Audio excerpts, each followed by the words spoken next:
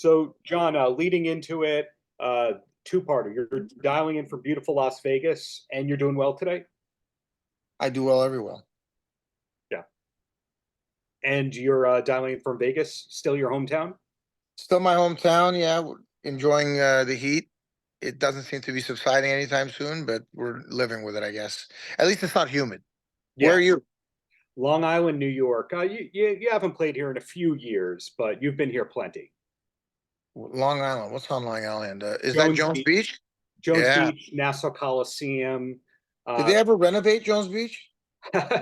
now it's a funny thing where they renovated everything but the stage Hmm. and pretty much the seats. So the Trejo's Tacos is there, but who wants good sound? Well, I remember there was a flood, right, at one point. Yes. So we played, I think, after that, or maybe it was right before. We haven't. That was the last time we played New York. Was Jones Beach, and it looked like it was falling apart because we'd played there earlier on in our career. I think K Rock used to do their big festival out there. Yes. Dysfunctional Family Picnic, I think it was called. Yeah, and I remember we played and Korn was playing. Were like the surprise guest, and Howard Stern was there, and he was just kind of walking around. He had no dressing room or anything, and I was a big Howard Stern fan, but I was kind of embarrassed to say anything, like kind of shy. But I would go to the venues early and rehearse and practice and just hang out. It was better than staying in a hotel room, I thought. Yeah. And I was like, "Oh, there's Howard Stern," and he was just standing there. He had nowhere to go.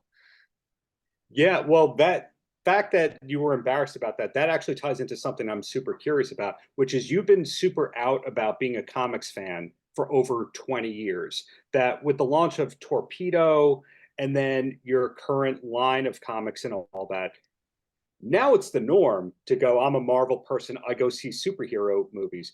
But 20-ish years ago, I thought that comics, and correct me if I'm wrong, being a comics fan was like being a wrestling fan. You wouldn't really put it out there until you saw the other person was wearing the wrestling t-shirt. I don't know. I don't. If you look back at pictures, I always used to wear comic book related T-shirts more so then than now. Maybe because everybody wasn't doing it, and I was proud of being a comic book fan. But I think a lot of that stigma disappeared with Alan Moore and Frank Miller's Dark Knight series and DC's Vertigo. And even earlier than that, when Chris Claremont was writing X-Men and making it more serious, and it became like really something of depth and things that were relatable to the average person. They were dealing with a lot of struggles that a normal person would have, but they just had superpowers to go along with it. So that stigma wasn't really there, and I never really cared about stigmas anyway. Like I'm not worried about what other people think about what I like. Well, I do remember, as somebody who's been getting press releases regularly for 20-ish years, there was a big press release about you close to 20 years ago about how your drum kit was all customized and it had comic characters on it, and what a big deal that was. In other words, they were going, this is John. He stands out so much because he customized his drum kit. Was that something that you had to talk your team into, or they just didn't know anything about comics and thought you were the only person? When you say team, you mean my band? PR team. I don't remember if it was MSO or Heidi Oh, Robinson oh, Fitzgerald. yeah, Heidi. I think I'm such a big comic book fan, but I'm a fan of art in general, right? Like in all its different mediums. And I got a chance through the grace of being a System of a Down to be introduced to a lot of comic book artists and writers that I idolized as a kid. And a lot of them ended up being System of a Down fans and some of them grew to become System of a Down fans, but Sure. it was my in, and I got to be friends with these people. And then I was like, man, I love comics. I love this world. I'm hanging out with Jim Lee. Wouldn't it be cool to bridge those two worlds? And I actually, Jim was the first person I talked about it with. And I said, hey, can you draw on a curved surface? And he goes, well, I've never tried, but I'm pretty sure I could do it. And I said, well, what if I got my drums and I got them kind of blanks, right? No, no patterns or anything on them, and you guys drew on them. And he said, let's give it a shot. And he was the first one to get it. And then that's how I met Neil Adams, because I went to Neil Adams' table at Comic-Con. I introduced myself and I said, Neil, I'm a big fan.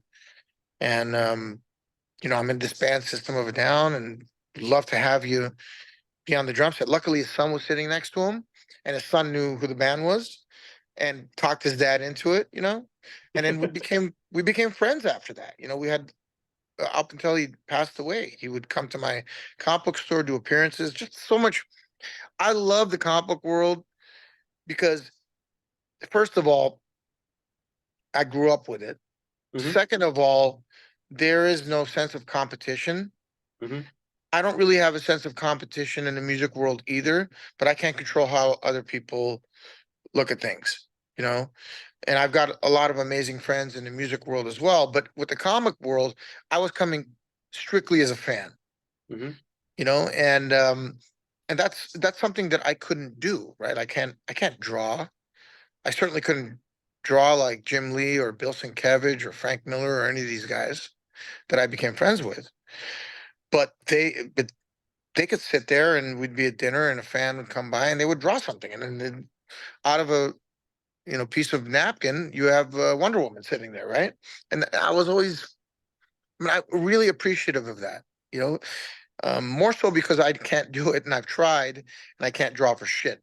Now, some people would say I can't write either, but at least there's Wow. more hope. Let me More hope for the rudely writer. interrupt. Let me rudely interrupt you with a compliment right there, because you just cut yourself down that you can't draw and you can't improvise in that sense. But if you're out to eat and there's a house band and they go, "Can you sit on the drums, sit in for a song or two with us?" You'd be able to do that. So that's your skill set. You I do could have do that that. improv Yeah. skill. Look, I'm very happy with the gifts that I've been given. Yeah, And I feel like that I've taken advantage of those gifts and put in the work to sure. get to where I want to be, which is to be able to do that for a living. And fortunately, I got the gift. More fortunately, I have the desire and drive to capitalize on that gift.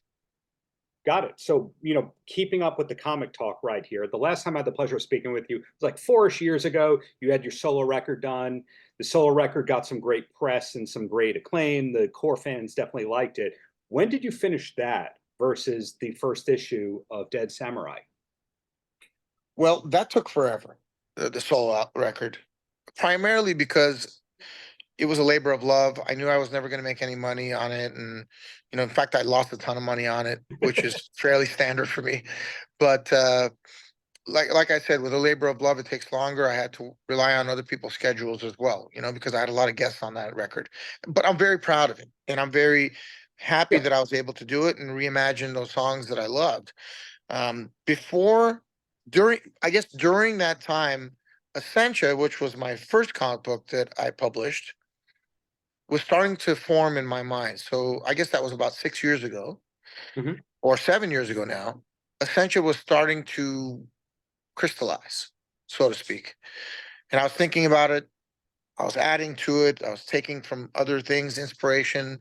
I'd watch the movie Armageddon and I'd be like, whoa, I love Armageddon, by the way. You know, I've watched it probably 30 times. And My wife, she prefers the day after tomorrow. I Is like that that too. or Different, same thing, different concept, different way of looking at it. But really, if you want to compare it, it's Armageddon and then Deep Impact are the ones that, oh yeah. and they came out kind of at the same time. Um, and I like that movie a lot too. But Armageddon is more like, it's more super, it's more crazy, like more unrealistic, right?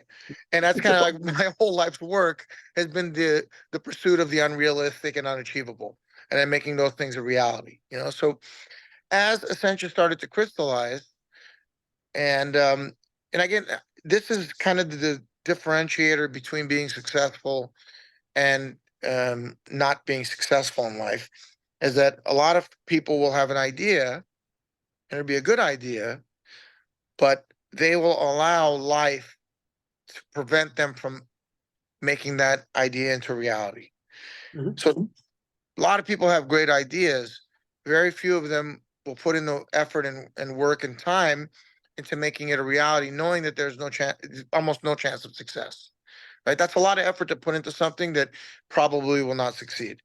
And I think that if you look at successful people, all of them have that kind of, I don't know if you want to call it insanity. I don't know if you want to call it drive. I don't know if you want to call it, Commitment would be more positive way of looking at that. well, you got to be kind of nuts to think you're going to make a living being a drummer, right? And putting in 11, 12 years of your life learning that craft Yeah. before you make a dollar, right? Same thing with Dead Samurai and Essentia, is that really I had no hope of even getting it published. And I went down the road of maybe getting it published by Image, I had some conversations with them. But ultimately, I decided that, look, I'm in a financial position to be able to publish it myself and Mhm. have nobody telling me what to do or having any guidelines or dictates.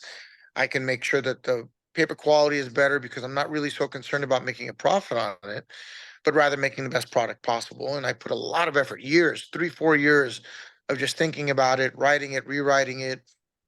Some good friends that are in the business gave me some advice, rewrote it again, and then published it, and then learned as I went. It's a very convoluted story in the beginning, and it gained. I think it's getting more secure in itself as time Mhm. goes by. But that's a really big story, big world, right? Dead Samurai is kind of the polar opposite of that. It's a singular story. It's going to be 7 issues, maybe 8 issues initially, but it'll be self-contained and that's it. Or it could have a part 2 and a part 3. I have plans for that, but you don't need to have a part 2 or part 3. It because it's completely self-contained. It's merging two things that I love: samurais, feudal Japan, Yeah. and zombies. I love those two subjects. Pretty much anything that comes out that deals with either of those, I will see it, you know, or I'm interested in it at the very least. I've read Shogun like 20 times, James Clavell. Yeah. I watch every single zombie movie that comes out multiple times. I guess it kind of falls in line with the reason I like Armageddon so much. It's like, okay, well, what will people do if this semblance of society falls apart? Like if the rules and regulations that govern all of us go away tomorrow, what are we going to do? What's your moral compass, and like how far will you push that moral compass or stretch it in order to survive or keep people you love alive? That samurai is about honor, duty, um, not fitting in. Mhm. The world as you know it falls apart in front of you. All those things that you held dear, just they don't, they're not there anymore. And what are you going to do about it? You know, how does your honor and duty and sense of self awareness fare in those situations? You know, story is pretty much that. Like it's a journey. This samurai Shinzu, the main character, Mhm. who is looks a lot like Keanu Reeves, is half Portuguese and half Japanese, and doesn't really fit into either culture. Um, but because of his work ethic and fortitude, he becomes like a really high position in his daimyo's empire. Mhm. So a daimyo is basically like a feudal lord in Japan. So he attains this position of bodyguard to his daimyo, and then he fails in his duty to protect him when this leprosy-based zombie kind of plague erupts, right? Mhm. So then he's about to commit seppuku, which is the honorable thing to do. That's ritual samurai Yes. suicide. And then he realizes that the youngest daughter is still alive. So now it becomes a story of him doing his duty to his lord and the lord's family and securing this child's life, finding a safe haven for this child in a world that is becoming less and less safe. Well, going back to what you were saying, where you're saying, "Hey, I'm going to lose money doing this, but this is my passion project." The reality is, if issues 2, 3, 4, 5, 6, 7 go well, you not only will recoup there. There's merchandising, the film adaptation, and you have yourself a franchise. So it's one of those vanity projects. Pardon the lack of proper phrasing there. That actually could turn into a gold mine if the people get it. Yeah, it's what I mean by that is I don't initially do things because I'm going to make money. Right. I didn't pick up drumsticks because I was going to make money. I did make money, but that was after a tremendous amount of effort and cost. Yeah. I didn't make the These Gray Men solo album to make money. I did it because I had something to say musically, and I didn't have an outlet for it because System wasn't doing anything. I lost money on it, but I didn't care either way. I didn't make Essentia to make money. I did it because I had a story to tell. If I Mhm. eventually make money off it, great. That's not its purpose. And the same thing with Dead Samurai, although I think Dead Samurai has a much greater chance of being picked up and made into a feature film, Mhm. just because the concept is simple. Essentia is like Game of Thrones. Dead Samurai is a much simpler thing. I think it's like a 20 or $25 million movie. But hey, it could easily do like a John Wick thing, right? And become hugely successful. And then the part two and part three could come from it. And again, they don't have to be expensive, high budget films. You can keep it low budget, interesting, good story, compelling characters, good actors, and Mhm. make something interesting out of it. Who doesn't like samurais and zombies? I don't have an answer for you My because wife. My wife doesn't like samurais and zombies. my wife has too much zombie stuff over there. Uh-huh. It happens inevitably. Um, Well, show her the book. You have the first issue. yes, sir, I do. I think she was at your first New Jersey gig, opening up for maybe Slayer or Birch Hill or something like that. So Slayer, yeah. Slayer and Head PE. No, exactly. sorry. It wasn't Head PE. It was Slayer and Clutch was the tour. Ah, that explains what. Okay, now I know. Well, I've one clickbaity-ish question, Sure. and then I let you go. And if the answer Sure. is no, then I'll give you a substitute Dead Samurai question. You ready? Yep. Okay. When people talk about your musical influences, they always say, "Oh, heavy, heavy, heavy."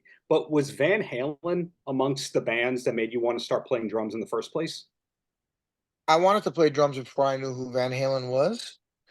But Van Halen introduced a different style because it's I guess you could say some of the drumming was derivative of John Bonham, but that's Yeah. really only because everybody's drumming is derivative of John Bonham after John Bonham, right? Like you're always gonna have a flavor of it.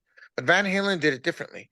It was more straightforward, it was heavy, it was kind of like a merging of AC/DC and Led Zeppelin and exceptional musicianship, which you had quite a bit of at that time.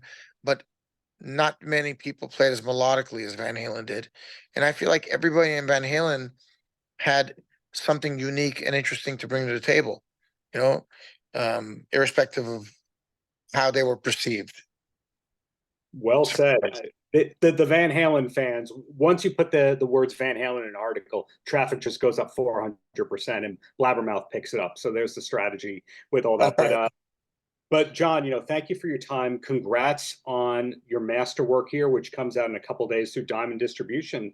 And looking forward to whatever comes next for me, whether you're drumming, you're creating, or singing, whatever it is, I'm looking forward to it. Well, if I am singing, I highly doubt you'll be looking forward to it. But with the other stuff, I'm gonna continue to do the writing. I really enjoy it. I love the world of Essentia. That's gonna Mhm. be an ongoing series for many, many years. And I think Dead Samurai has a good shot of becoming something that you will see on TV or the movies at some point.